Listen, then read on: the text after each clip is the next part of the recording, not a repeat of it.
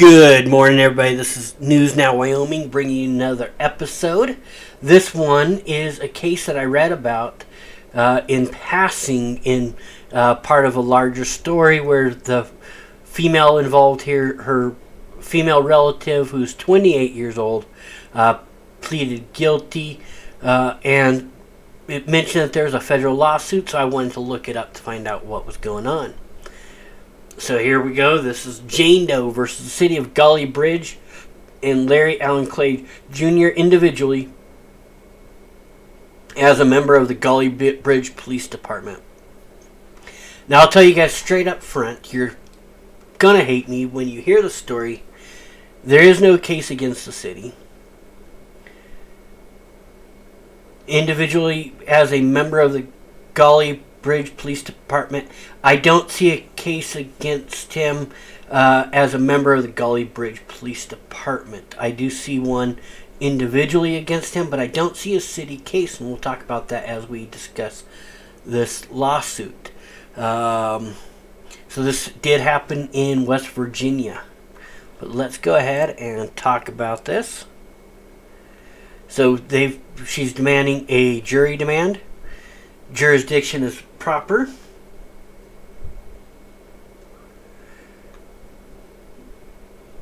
Alleging violations of her constitutional rights. Specifically, plaintiff alleges that inter alia, her substantive due process rights under the 14th Amendment to the United States Constitution were violated when she was repeatedly sexually assaulted by defendant Larry Allen Clay Jr. in June 2020 in Fayette County, West Virginia, while she was a 17-year-old minor. Venue is proper. Jane Doe was at all times relevant here to a resident of Fayette County, West Virginia. Defendant, the City of Gauley Bridge, is a city, including its agents and employees, is a subdivision of the City of Gauley Bridge and subject to the authority, control, and discipline of the City of Gauley Bridge. Defendant, Larry Allen Clay, hereinafter Chief Clay, was at all times relevant here to an agent and employee of the Gauley Bridge Police Department, was at all times relevant here to acting under color of law and within the scope of his employment as the chief of Gauley Bridge Police Department. Chief Clay, who upon information and belief resides in Fayette County, West Virginia, is sued only in his individual capacity. So yes, that I do see, but can a individual,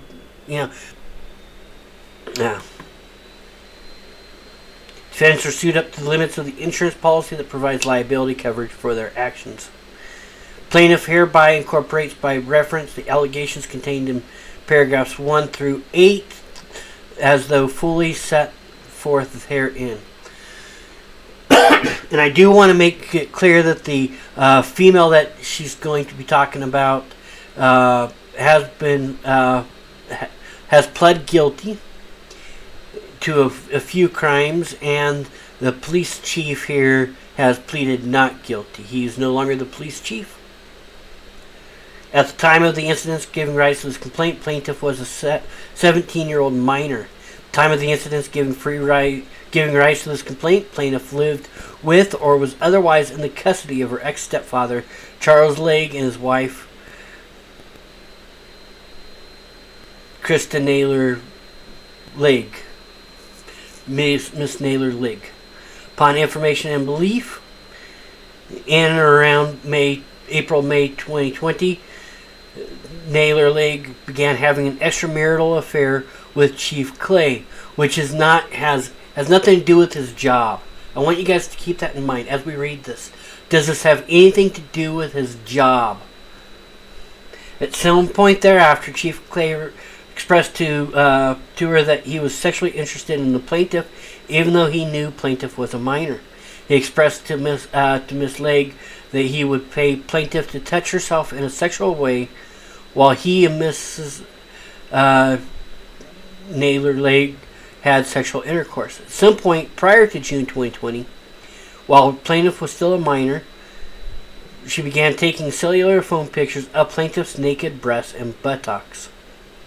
She then sent these pictures to plaintiff to Chief Clay in exchange for money. During the spring, early summer of 2020, Chief Clay, in his capacity as a Gauley Bridge Police Department officer, attended a high school graduation party where plaintiff was also present. He followed her around the party, continually trying to get physically close to her. During the party, plaintiff did her best to avoid Chief Clay. That night after the party, Miss Legg told plaintiff that Chief Clay was sexually interested in her, and he was upset that plaintiff showed no interest in him. That night after the party, Miss Legg expressed to plaintiff that if she did not begin showing more interest in Chief Clay, she would throw plaintiff out of the house, leaving her to live on the street. In 2020, while plaintiff was still a minor, she arranged for plaintiff to have sexual intercourse with Chief Clay in exchange for money. Chief Clay was aware that plaintiff was a minor at the time because he and Miss Legg had previously discussed her upcoming birthday. She told plaintiff that she needed to have sexual intercourse with Chief Clay in exchange for money because the family needed the funds to keep the utilities on in their home. On the evening in question, she drove plaintiff to a remote location on King Branch Road just outside the city of Gauley Bridge to meet Chief Clay. Upon information and belief, Chief Clay was on duty with the Gauley Bridge Police Department at the time of this encounter. He arrived at the location in a Gauley Bridge Police Department cruiser and wearing his uniform. Upon arriving, Chief Clay unzipped his uniform pants, exposed his penis, and directed plaintiff to perform oral sex upon him. He then bent her over the side of his Gauley Bridge Police Department cruiser and had sexual intercourse with her, then ejaculated on the ground. After he was finished, he paid her, Miss Legg, $50 in cash. Then told plaintiff to keep her mouth shut about the sexual encounter and not to tell anyone. On the evening in question, another minor female rode with plaintiff in Miss Legg vehicle and witnessed a sexual encounter between plaintiff and Chief Clay, described here and above. According to this minor female eyewitness, why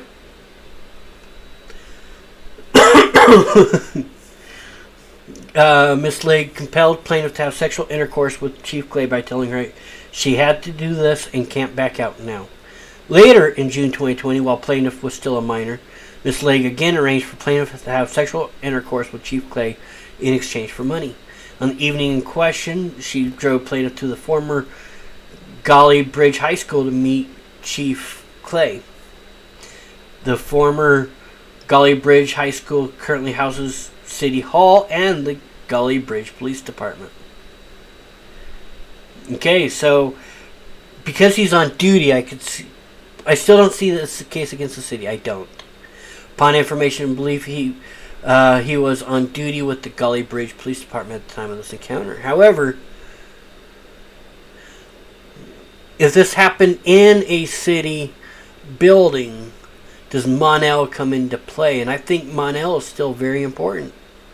This was not policy or procedure. This was a bad man doing something he shouldn't have. So I still don't see a case against the city, you guys. Miss Legg, plaintiff met Chief Clay in Old Gauley Bridge Police Department substation room located inside the former Gauley Bridge High School. Chief Clay had access to this room due to his position as the chief of police. Once inside the room, Chief Clay had sexual intercourse with plaintiff and ejaculated inside her.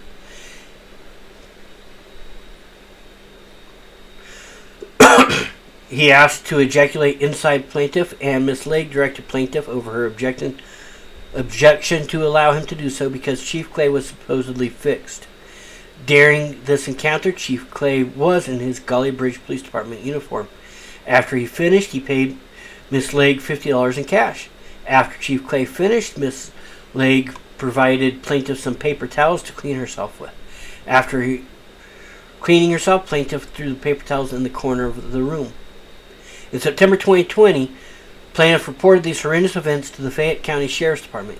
An investigation by the West Virginia State Police and the United States Department of Homeland Security ensued.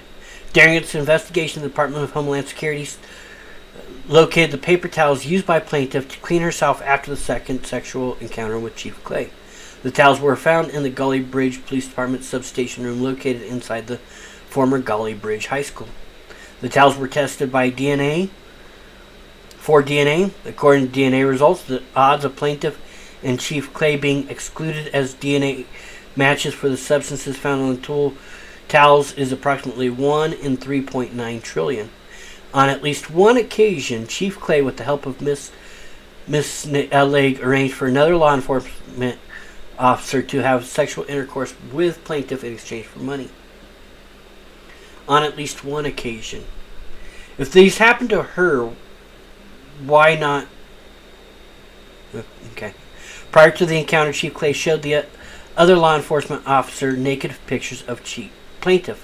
At Chief Clay's direction, this other law enforcement officer, yet to be identified, also met Miss Legg and plaintiff at the old Gauley Bridge Police substation room located inside the former Gauley Bridge High School that houses City Hall and Police Department. However, once this other law enforcement officer learned the plaintiff was only 17 years old, he declined to have sexual intercourse with her.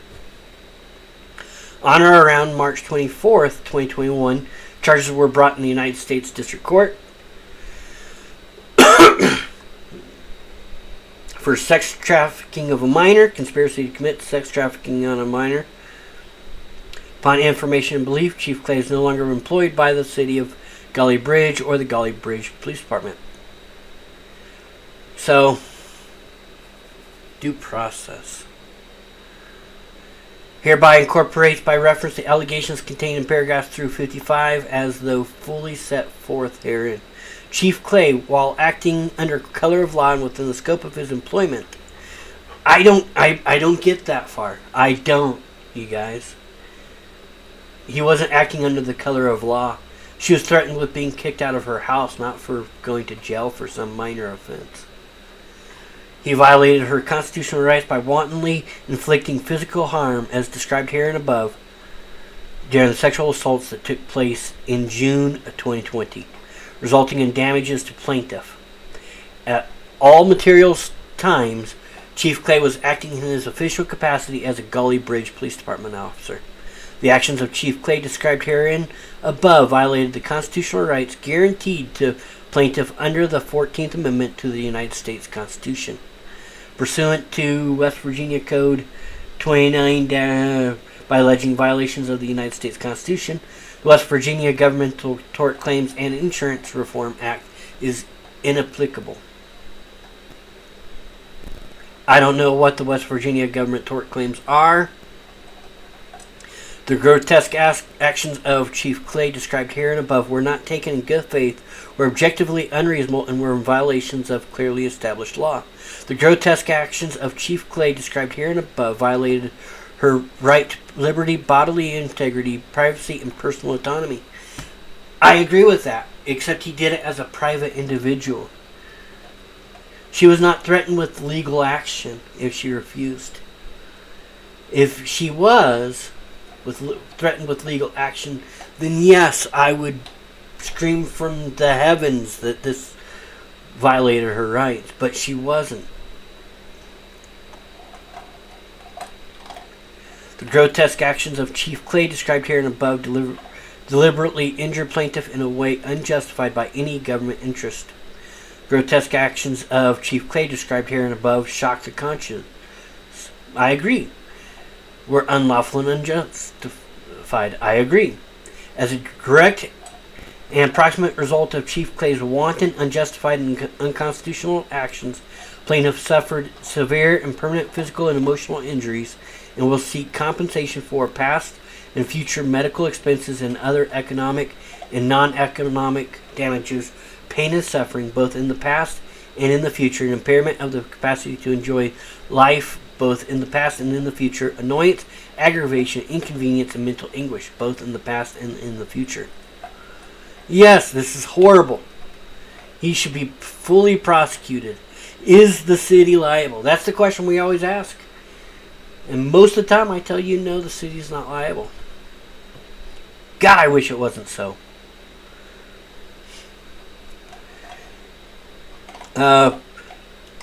Plaintiff will also seek to recover attorney fees and costs incurred during the course of this litigation.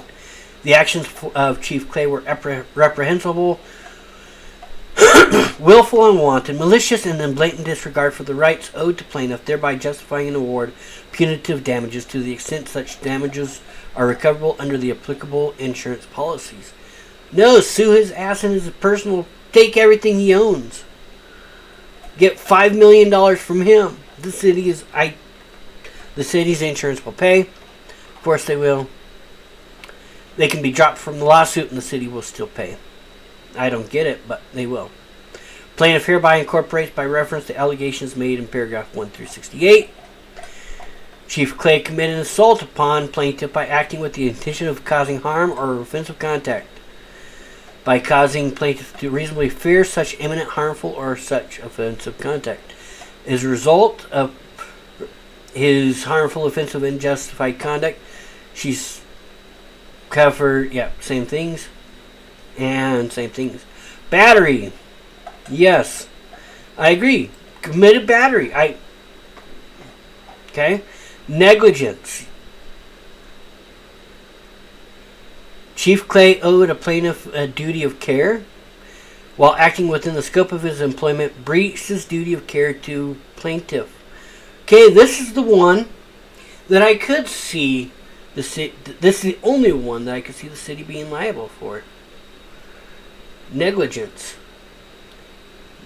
He had a duty of care. But did the city... No, I still don't see the city being liable because this wasn't due to a policy. As a direct and proximate... same things. Actions of Chief Clay were reprehensible. So same things. Gross negligence. Okay? Displayed a conscious indifference to probable dangerous consequences of his actions. In breaching his duty of care, Chief Clay displayed a reckless disregard for the safety of plaintiff. And then the same things. Prima facie negligence. Okay, so that just means it was in his face that, okay. Intentional infliction of emotional distress. Again, I don't disagree. Negligent hiring for the city of Gauley Bridge. At all times relevant, the city of Gauley Bridge and the police department owed the city's citizens of Gauley Bridge, including plaintiff, a duty to not negligently hire employees, place them in positions of power and authority where they can cause harm or injuries to others. They did not conduct a reasonable investigation into the background of Chief Clay and did not adequately assess the possible risk of harm or injury to third parties that could result from the conduct of Chief Clay.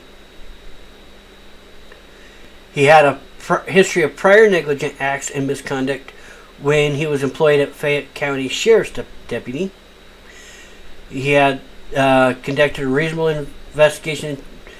Had they done a reasonable investigation into the background of Chief Clay, they would have discovered that he had a history of negligent acts and misconduct.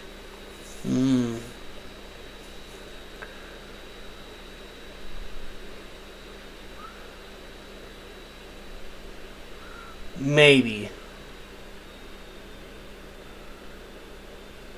Depends on how atrocious it was.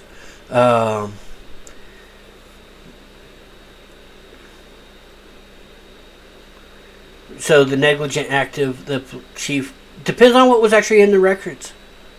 It really does. They have the authority to formulate, implement, and administrate the policies, customs, practices of their respective agencies, and thus represent their official policies.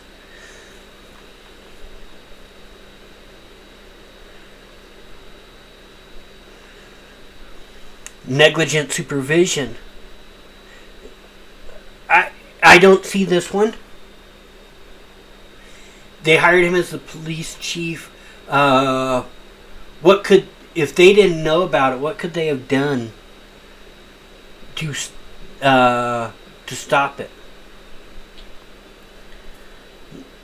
And that's a serious question. If they don't know about it, how are they supposed to stop it? She admits that she didn't tell anybody about it for a while.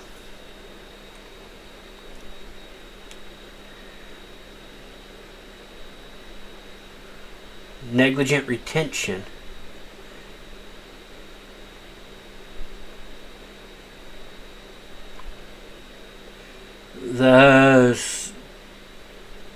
They should have known that he was an unfit employee, but retained him anyway. They could have reasonably foreseen the risk of harm or injury. They don't say how.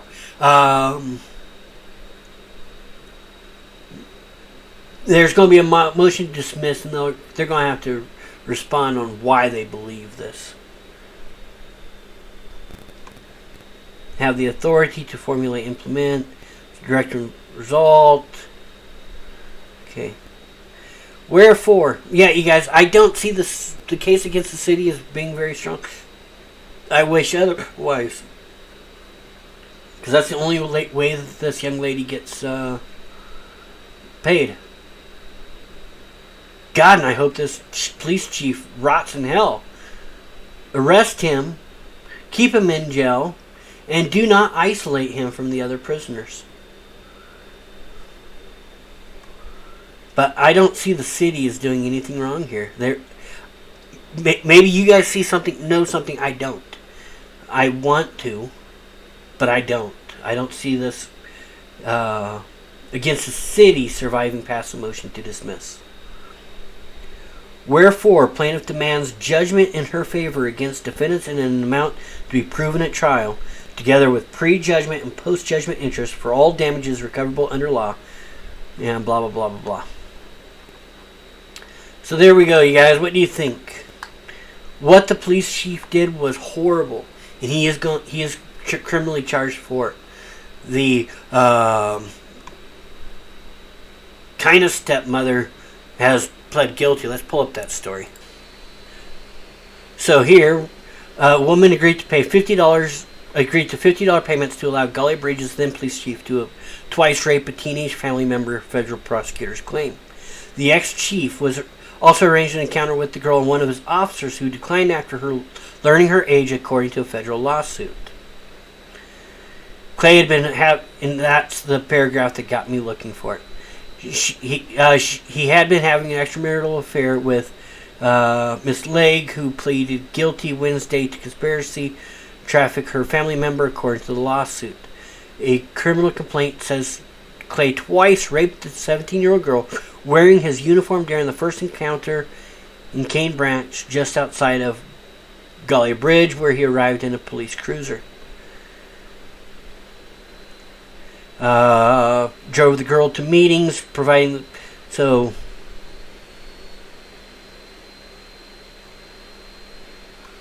We're not going to go over what the lawsuit says.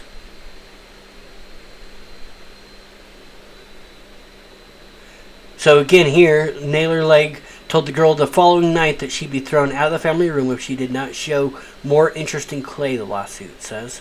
After Clay told Naylor Legg to meet him, she texted the girl and then drove the teen to her first rendezvous. He forced the girl to perform oral sex, then bent her over the cruiser, according to both the criminal and civil complaints.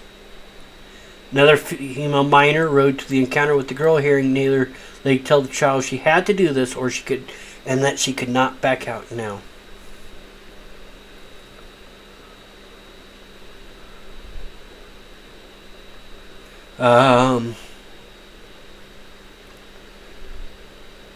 So she faces life in prison on her guilty plea. She is scheduled to be sentenced December 9th. Clay faces 10 years if convicted. So he's pled not guilty. She faces life in prison. Wow. Wow. Good for them. Hope she gets that. Alright, you guys, what do you think? What did I miss? What do you think? Is the city liable? Did the city do anything wrong? I guess it comes out to what his record said in the sheriff's department, if he was accused of similar things at the sheriff's department, then they would be liable. If nothing similar, then I don't see any liable acts here. Alright, well, you guys let me know what you think. Have a good one.